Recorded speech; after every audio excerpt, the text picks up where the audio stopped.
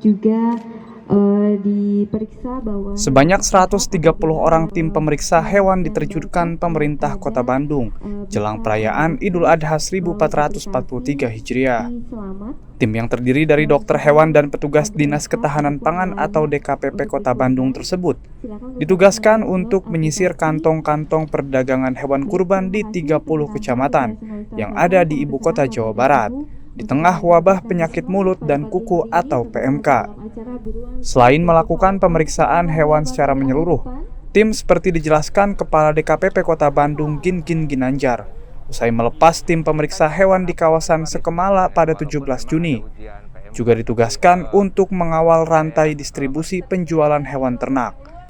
Hal itu demi memastikan seluruh hewan kurban yang diperjualbelikan di Kota Bandung dalam kondisi sehat dan tidak terpapar PMK hingga disembelih. Yang biasanya kita bentuk itu di H-10, tapi karena kondisi sekarang sedang PMK, kita percepat gitu. Jadi sekaligus mereka juga ikut mengawal untuk PMK. Jadi nanti pemeriksaan ini akan menyebar ke 30 kecamatan, kita ada beberapa tim. Setelah melalui serangkaian pemeriksaan, hewan kurban yang dinyatakan sehat nantinya akan diberikan tanda pengenal dan kode batang, sebagai tanda bahwa hewan tersebut layak untuk diperjualbelikan. Masyarakat juga dapat memeriksa secara langsung kesehatan dan kelayakan hewan kurban yang dijual oleh pedagang di Kota Bandung melalui aplikasi eKeswan. Dari Bandung, Jawa Barat, Mardiansyah Al-Afghani, Kantor Berita Antara mewartakan.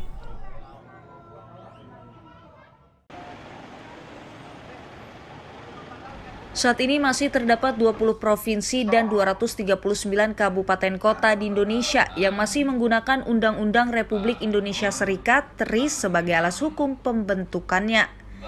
Salah satu undang-undang RIS yang masih dipakai yakni Undang-Undang Darurat Nomor 19 Tahun 1957 tentang pembentukan Provinsi Sumatera Barat, Jambi, dan Riau. Padahal sesuai amanat Undang-Undang 1945, pembentukan provinsi harus diatur oleh undang-undang sendiri. Tidak bisa digabung satu undang-undang untuk pembentukan banyak provinsi. Hal ini jika tidak diterbitkan berdampak pada sulitnya pemerintah daerah dalam menentukan visi pembangunan sesuai dengan karakteristik daerah tersebut. Hal itu diungkapkan Ketua Komisi 2 DPR RI Ahmad Doli Kurnia Tanjung dalam kunjungan kerjanya ke Padang Kamis 16 Juni 2022. Jadi kami menemukan ternyata di sekarang negara kita ini itu punya 20 provinsi yang mereka tidak berdasarkan undang-undang sendiri. Jadi mereka itu tergabung dengan provinsi yang lain, tergabung dengan kabupaten kota yang lain dalam satu undang-undang. Nah, ini tentu sebetulnya tidak memberikan keleluasaan masing-masing provinsi dan kabupaten kota untuk menentukan visi pembangunannya, terus tidak bisa menjelaskan karakteristik daerahnya masing-masing, ya, baik itu secara sosial, politik, ekonomi, budaya, dan seterusnya. Ahmad Doli menambahkan sebelumnya pada periode pertama tahun 2022, Komisi 2 DPR RI juga telah menyelesaikan perbaikan undang-undang tentang pembentukan daerah tingkat 1 provinsi yang masih mengadopsi Undang-Undang Darurat RIS untuk 7 provinsi di Sulawesi dan Kalimantan. Khusus untuk Provinsi Sumbar, Riau, Jambi, serta NTB dan NTT. Pada periode kedua tahun 2022 ini, Komisi 2 telah membentuk Panja yang tengah menghimpun masukan dari masing-masing provinsi untuk menambah bobot undang-undang. Masukan tersebut diharapkan dapat rampung menjadi undang-undang untuk disahkan pada tingkat pertama dalam 2 minggu ke depan. Dari Kota Padang, Sumatera Barat, Fandi Yogari, Kantor Berita Antara mewartakan.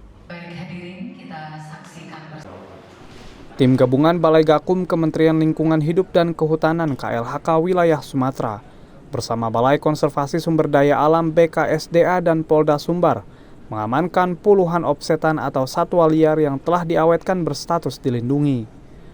Kepala Balai KSDA Sumbar Ardi Andono dalam siaran pers di Padang Jumat 17 Juni mengatakan, opsetan tersebut diamankan dari seorang tersangka berinisial W dari Kota Padang Panjang, Sumatera Barat.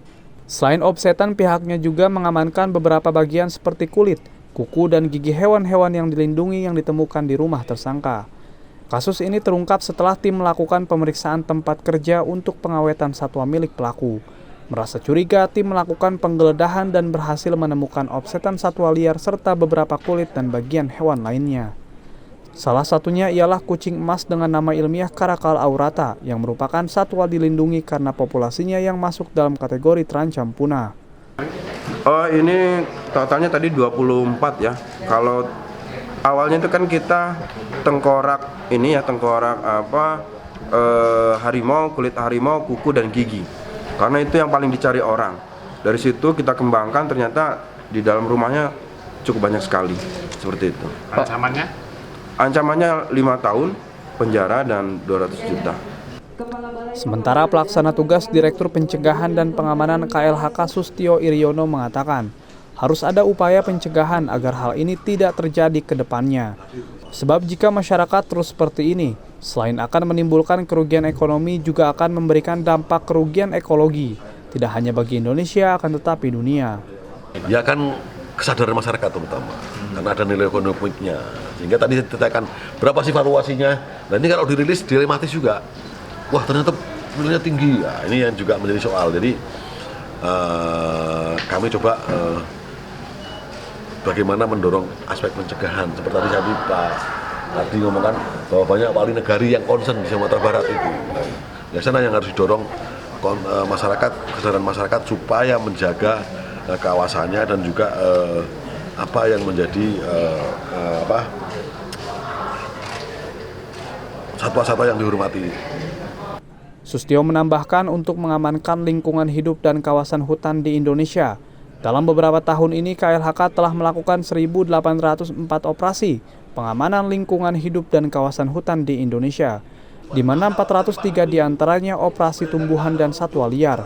Bahkan KLHK juga telah membawa 1.210 kasus ke pengadilan, baik terkait pelaku kejahatan korporasi maupun perorangan yang mengancam, merusak, dan menangkap satwa ataupun tumbuhan dilindungi di Indonesia.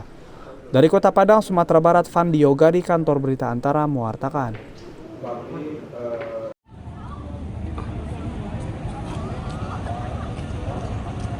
Sebuah perusahaan penanaman modal asing atau PMA asal Cina yang berinvestasi di Kabupaten Batang, Jawa Tengah pada 17 Juni melakukan ekspor perdana kayu lapis ke Amerika Serikat.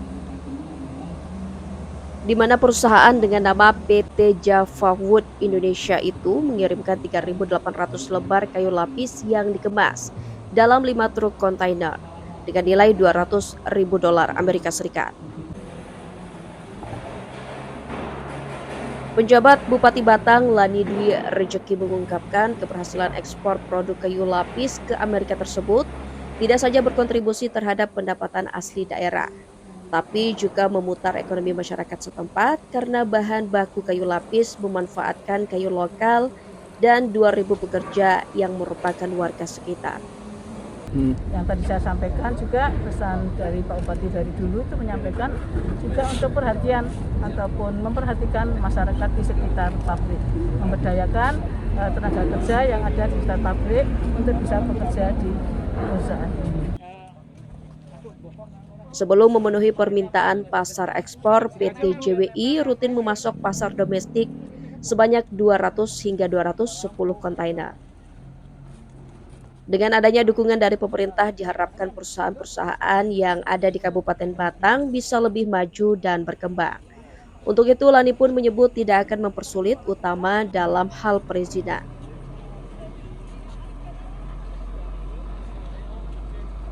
Dari Batang, Jawa Tengah, Yusuf Fatoni, Kantor Berita Antara, mewartakan.